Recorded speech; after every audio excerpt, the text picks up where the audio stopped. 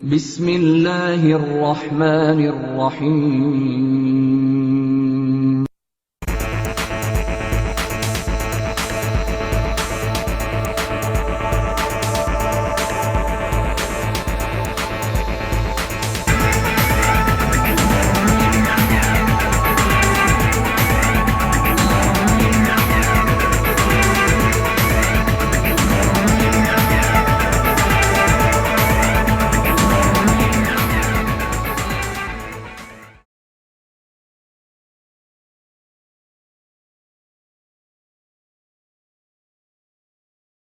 बिस्मिल्लाहिर्रहमानिर्रहीम। अस्सलाम वालेकुम स्टूडेंट्स। एक्सरसाइज नंबर 2.2 जारी थी और हमने इसके प्रीवियस लेक्चर्स में एक बहुत ही अहम टॉपिक पे बात की थी कि यूनिटी के जो क्यूब रूट्स हैं वो कौन कौन से होते हैं। तो यूनिटी के क्यूब रूट्स के हवाले से हमने ये बात की थी कि उसके क्यूब रूट्स में से सबसे पहला क्यूब रूट उसका 1 होता है, जबकि दूसरा क्यूब रूट उसका ओमेगा होता है और तीसरा जो उसका क्यूब रूट है वो ओमेगा स्क्वायर होता है। ये उसके 3 क्यूब रूट्स हमने फाइंड किए थे और हमने ये भी देखा था कि ओमेगा की एक वैल्यू फिक्स होती है और दर हकीकत ओमेगा और ओमेगा स्क्वायर जो हैं ये दोनों इमेजिनरी रूट्स हैं। तो ओमेगा की जो वैल्यू हमने फिक्स की थी वो थी -1 plus under root of 3 iota by 2 and omega square की जो वैल्यू थी वो -1 minus under root of 3 iota by 2 थी। स्टूडेंट्स, इसके अलावा हमने एक बहुत ही अहम टॉपिक पे भी बात की थी कि इन तीनों क्यूब रूट्स का जो सम होता है वो हमेशा 0 होता है, यानी 1 प्लस ओमेगा स्क्वायर अगर आप इन तीनों क्यूब रूट्स का सम कर लें तो ये हमेशा 0 के इक्वल आ सकता है। ठीक है, इस बात को हमने प्रूव भी किया था और हम आज के बाद इसी चीज को एक प्रॉपर्टी के तौर पे या एक फार्मूले के तौर पे कहीं भी अगर इसकी जरूरत पड़ेगी तो हम इसको यूटिलाइज कर सकते हैं। इसी के बाद हमने ये बात डिस्कस की थी कि 1 ओमेगा और ओमेगा स्क्वायर का जो प्रोडक्ट होता है, प्रोडक्ट का मतलब है इन तीनों को अगर मल्टीप्लाई किया जाए तो हमारे पास इन तीनों का जो प्रोडक्ट है वो 1 के इक्वल आता है, यानी 1 और multiply by omega square omega and omega square. ठीक है, इन तीनों का अगर हम प्रोडक्ट कर लें तो ये हमेशा जो प्रोडक्ट है ये 1 के इक्वल आता है और इनका जो प्रोडक्ट है इसको हम ओमेगा क्यूब भी कह सकते हैं, क्योंकि अगर आप इन तीनों को मल्टीप्लाई करेंगे तो ओमेगा क्यूब आएगा आपके पास। तो ये omega cube is equal to आपके पास क्या आ जाता है, 1 आ जाता है। तो ये भी जो चीज है इसको भी हम एक प्रॉपर्टी के तौर पे आज के बाद कहीं भी इसका अगर इस्तेमाल करना पड़ जाए तो हम इसको यूज कर सकते हैं।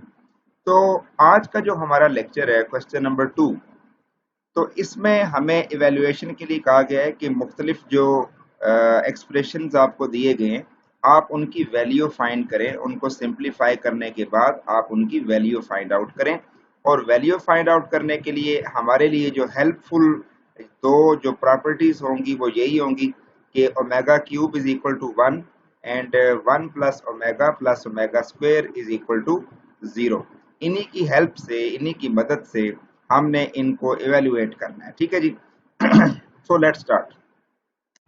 फर्स्ट ऑफ ऑल आप देख सकते हैं कि आपके पास ये एक पार्ट नंबर 1 में एक एक्सप्रेशन दिया हुआ है 1 minus omega square whole power 7 है।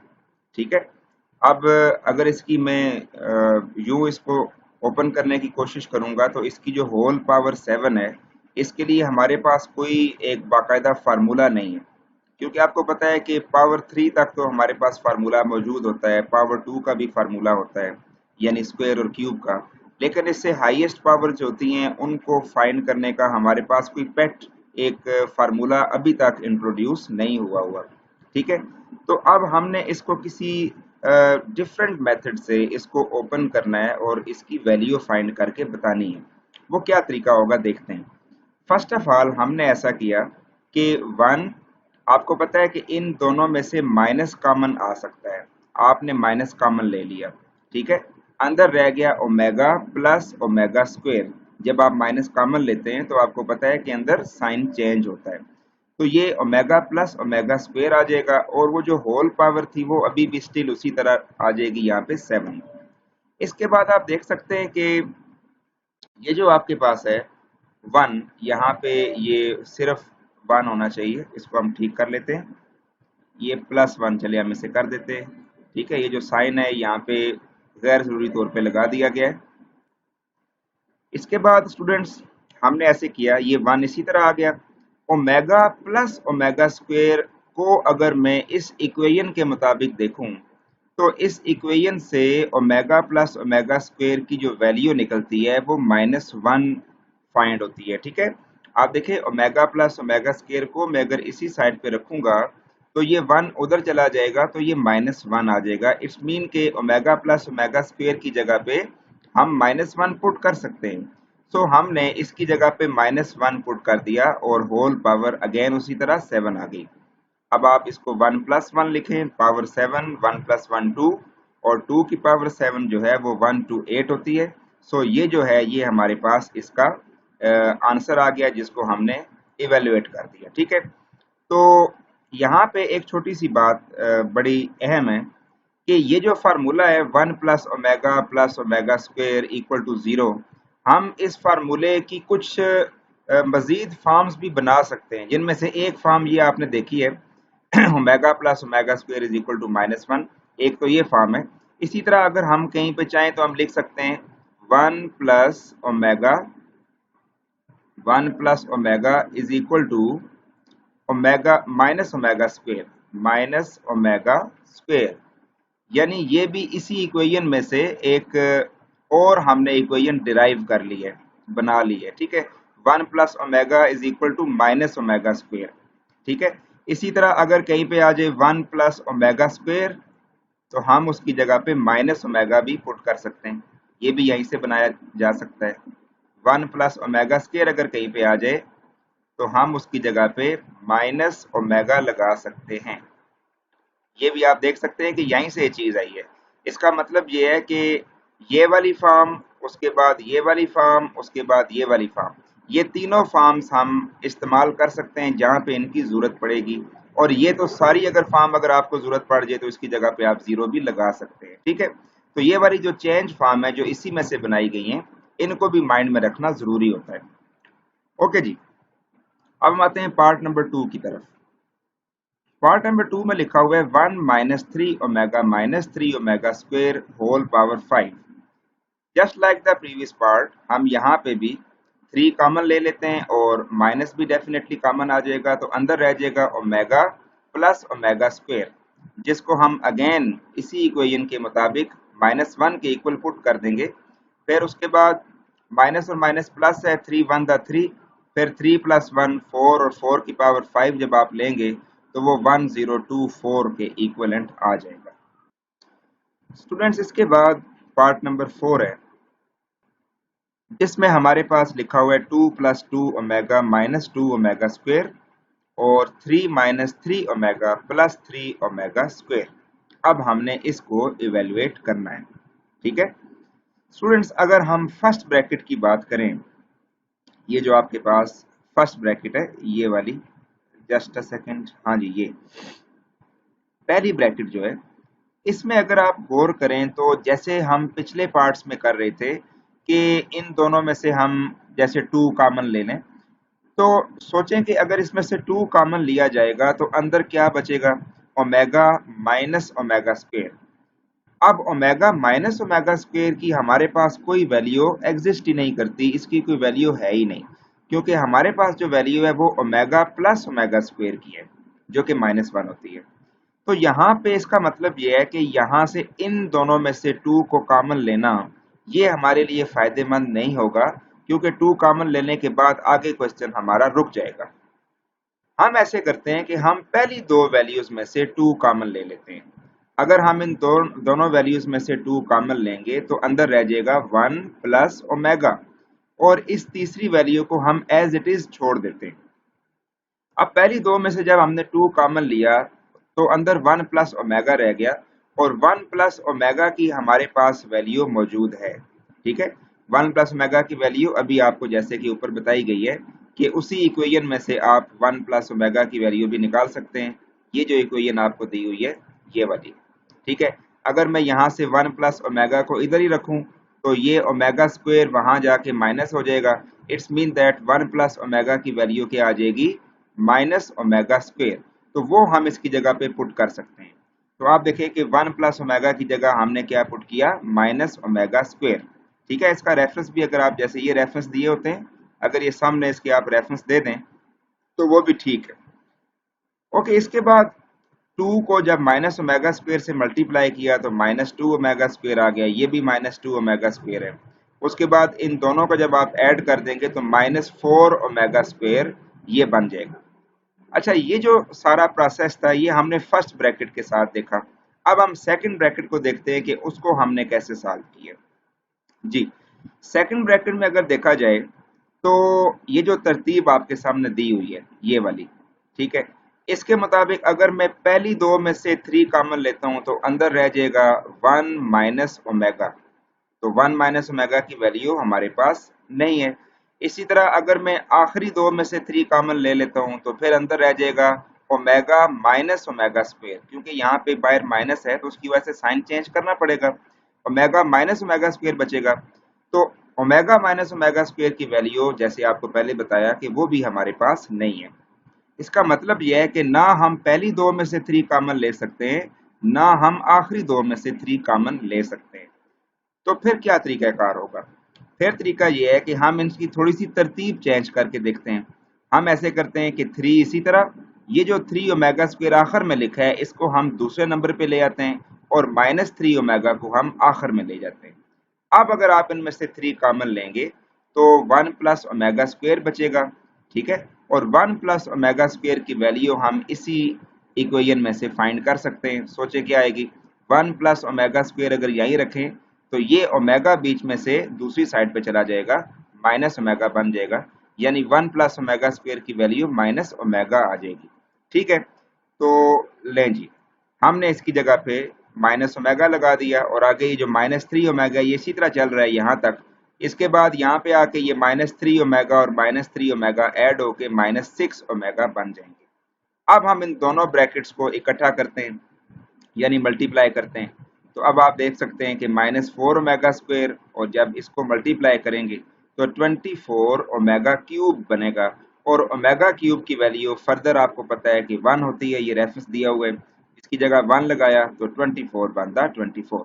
तो ये था इसको इवेल्युएट करने का सारा प्रोसीजर जो कि आपने देखा। क्वेश्चन बहुत ही सिंपल है। पार्ट नंबर 3 को आपने ये ओवरव्यू आपके सामने नजर आ रहा है, तो इसको आप खुद से ट्राई करने की कोशिश जरूर कीजिएगा। जी तो स्टूडेंट्स, इसके बाद अब हम आते हैं पार्ट नंबर 5 की तरफ। पार्ट नंबर 5 में आपके सामने ये एक वैल्यू लिखी हुई है, -1 plus under root of -3 whole 6 plus -1 under root of -3। यहाँ पे अंडर रूट आना चाहिए था जो कि उसने नहीं लिखा हुआ, इसको हम यहाँ पे सही कर लेते हैं।